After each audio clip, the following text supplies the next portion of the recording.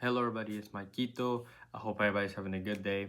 Has had a good day so far. When it comes to this Monday slate, it is a very small slate. I do not have a lot of picks. I have a one money line play and one player prop play so far. Mainly because I know, for example, PrizePicks does not have many lines up, at least like normal lines instead of goblins and demons and stuff like that. But you guys know, as always, if I do have any added plays, they will be in the pinned comment. Could be later tonight, but more than likely tomorrow, because that's probably when the full lineup, when it comes to all the plays that the sportsbook will have up, will be there. So keep an eye out for those. Again, they will be in the pinned comment. But other than that, I'll just get straight into the player props. And the one that I have is Alex Scott to go under 1.5 shots playing at home for Bournemouth going up against Fulham. This one is on underdog. He's not a starter of the team. He's not like an important player to the team. The only reason why he has started the last two games is due to team injuries.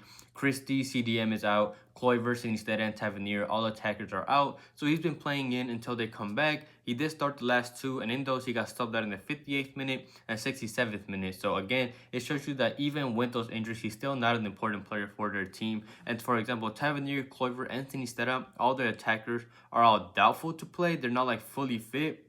But there's a good chance all of them, if not at least one of them, will come off the bench, and he will likely be the one that would get subbed out. Besides, he's been playing as a cam, but his normal position is center defensive mid, so even then he's been playing out of position. And if you look at the starts that he's played this season, just look at the way he plays. The last two starts when he's played as a cam, he went under against West Ham. He did not get a single shot, and West Ham allowed the fifth most shots. He did go over against Ipswich, but first of all, Ipswich took an early lead, and Ipswich allowed the fourth most shots in the league to two opponents. And if you look at the other ones, when he did play as a CDM, he went under with one against Wolves, so allowed the 10th most. He went under with 0 in 64 minutes. He got subbed out as a CDM against Brighton. He went under again with 0, subbed out after 63 minutes against Arsenal, who allowed the most shots. Under with 1 in 79 minutes when he played against West Ham, who allowed the 5th most. He went under with 0 in 63 minutes against Forest, who allowed the 6th most. So it just shows you that in general, he always gets subbed out. He doesn't shoot a lot. He's just not a player that shoots the ball in general. And Fulham are a team that allowed the 6th least shots to opponents at 11.3. And they just beat Liverpool, so their morale is going to be high. I expect Fulham to play good. I expect them to get subbed out. It's not a great matchup, and I think this is a good line to take. So I like Alex Scott to go under 1.5 shots. Before I get into the moneyline plays, if you guys please could like the video and comment as well. It's just a great way to support the channel, whether it's just dropping a quick comment supporting, whether it's asking a question, because I know a lot of you people that watch the video don't really watch soccer. You just watch the videos in the place because I'm the one posting them, and I know a lot of you guys have been getting interested in the sport in general and ask questions about what things mean. So I'm more than happy to answer you guys' questions to the best of my ability if you do have a question. If not, I do always have the Discord link in the description. It is not a premium. It is completely free if you want to join that as well. For us, I want to talk about their plays, other sports, just in general, good community I'm trying to build. Again, you can join that in the description. And if you're not subscribed, please subscribe, turn on notifications. And if you want to, support the channel even more and get the videos out earlier than what you usually would, I do have the membership linked in the description, or there should be a join button next to the subscribe button. Again, you support the channel. And 2, if you're not a member, those that are, I already got this video and the plays out before everybody else. So again, if you're thinking about joining that, link for that in the description. And same with all my player prop apps and Outlier, the data app that I use, all linked in the description. So I really want to thank anybody who supports me in any way. But when it comes to the moneyline play, I'll talk about the ladder challenge that happened in the last video at the end. But right now we're on day 1. There's a plus 102 slip. It's a same game parlay in the Napoli-Empoli game. And the first play that I found that I like is the Napoli money line against Empoli. That's just that Napoli needs to beat them. They're currently 2nd place in the league and cannot afford to lose any points if they want any chance to win the league. They're currently 6 games behind with 1 game behind. So if they win this game, they'll be 3 points behind, and they need to try to keep that pressure on Inter Milan. Besides, Inter Milan, who are first, still have the Champions League games to go through, while Napoli, the league is all they have. So they are more rested. This is all they have to go for. They're going to be fighting hard for this. And Empoli, on the other side, are fighting relegation and have only won 3 out of 16 games that they've played away from home. They really struggle when they've played away from home. And Napoli have the best defense at home so far. They have only conceded 11 goals in 15 games.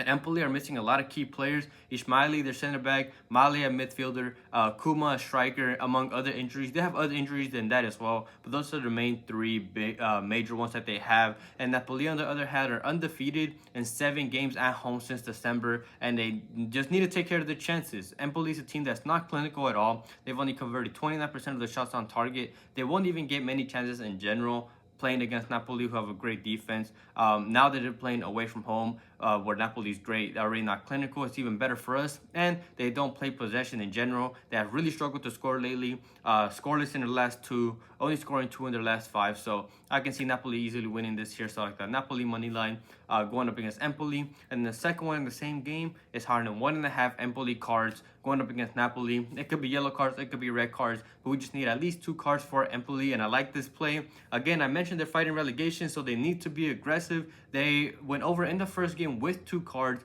and they're actually much more aggressive when they've played away from home compared to home. In general, they fouled the second most fouls. They fouled the second most in the league in general at 14.6. And when it comes to the amount of cards they get, they are actually below average with 57 cards in 31 games. But you also need to look at their home in a way, like I mentioned before. When it comes to fouls, they fouled 12.9 at home, up to 16.3 away. So that's around 3 to 4 more fouls when they played away from home. And they have received 20 cards at home, all the way up to 38 cards away from home in 16 games. So they almost double the amount that they get away from home, and they average 2.38 cards.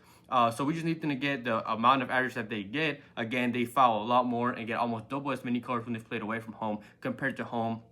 And when teams do foul and get those cards, most of the time, almost every single time, comes from when they don't have the ball because they're trying to win the ball back in general. And Napoli play possession of the ball, while Empoli does not. And either one, if somehow Empoli take the lead, they'll foul to stop Napoli. But more than likely, when Napoli take the lead and Empoli is obviously trying to fight that relegation spot because they're currently in that relegation spot, they will get frustrated because they can't break through against that Napoli defense. They're going to foul them, trying to get the ball back. Napoli will play defense. They'll play possession. So I see Empoli getting frustrated here away from home against a tough team. They went over in the first game, and now I see them getting frustrated and getting 2 cards here. So I like over 1.5 Empoli cards going up against Napoli. And for day 1 of ladder challenge, I like this slate for plus 102.